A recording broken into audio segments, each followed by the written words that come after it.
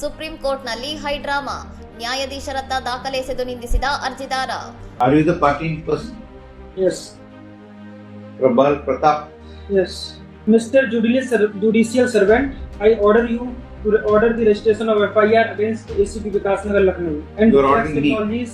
You're ordering us. I am the sovereign and Duplex Technology Services for an supreme ಕೋರ್ಟ್ನಲ್ಲಿ ಶುಕ್ರವಾರ ನಡೆದ ವಿಚಾರಣೆಯ ವೇಳೆ ಅಲಹಾಬಾದ್ ಹೈಕೋರ್ಟ್ ಆದೇಶ ಪ್ರಶ್ನಿಸಿ ಬಂದಿದ್ದ ಅರ್ಜಿದಾರ ಪ್ರಬಲ್ ಪ್ರತಾಪ್ ನ್ಯಾಯಮೂರ್ತಿಗಳನ್ನೇ ನಿಂದಿಸಿ ದಾಖಲೆಗಳನ್ನು ಎಸೆದು ಆಕ್ರೋಶ ವ್ಯಕ್ತಪಡಿಸಿದ ಘಟನೆ ನಡೆದಿದೆ. ನ್ಯಾಯಮೂರ್ತಿಗಳಾದ ಕೆವಿ ವಿಶ್ವನಾಥನ್ ಮತ್ತು ಅಲೋಕ್ ಆರಾಧ್ಯ ಅವರಿದ್ದ ಪೀಠದ ಮುಂದೆ ಪ್ರತಾಪ್ ಏಕಾಏಕಿ ನ್ಯಾಯಾಧೀಶರಿಗೆ ಆದೇಶಿಸುವ ದಾಟಿಯಲ್ಲಿ ಮಾತನಾಡಲು ಆರಂಭಿಸಿದ್ದು ವಾತಾವರಣ ಉದ್ವಿಗ್ನಗೊಳ್ಳಲು ಕಾರಣವಾಯಿತು.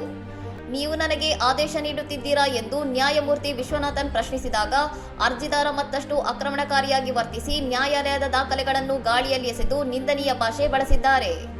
ಈ ಘರ್ಷಣೆಯ ವೇಳೆ ಅರ್ಜಿದಾರರು ಮುಖ್ಯ ನ್ಯಾಯಮೂರ್ತಿಗಳ ವಿರುದ್ಧವೂ ಅಸಭ್ಯವಾಗಿ ಮಾತನಾಡಿದ್ದಾರೆ ಎಂದು ವರದಿಯಾಗಿದೆ.